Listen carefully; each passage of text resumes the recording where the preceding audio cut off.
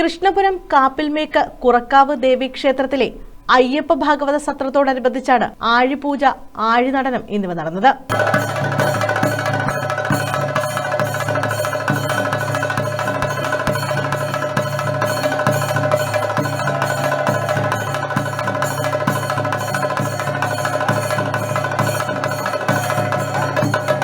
അനുഗ്രഹ പ്രഭാഷണവും ഇതോടനുബന്ധിച്ച് നടത്തി. ഇടുക്കി പാമ്പനാർ സുനിൽ ശാന്തികളാണ് നേതൃത്വം നൽകിയത്. സത്രശാലയിൽ ഭജന, ദീപാരാധന, പ്രഭാഷണം, സന്ധ്യാനാമജപം, പ്രസാദമൂട്ട്, ഉണ്ണിയൂട്ട്, അന്നദാനം, അയ്യപ്പ ഭാഗവത പാരായണം തുടങ്ങിയവയും ഇതോടനുബന്ധിച്ച് നടന്നുവരുന്നു.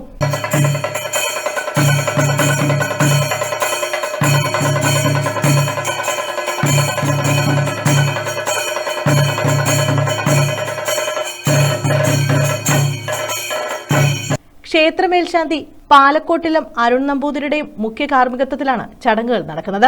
കട്ടപ്പന അയ്യപ്പൻ കോവിൽ മോഹൻജിയാണ് സത്രാചാര്യൻ. അയ്യപ്പ ഭാഗവത സത്രം 5-ന് സമാപിക്കും. News bureau, Kayamkulam.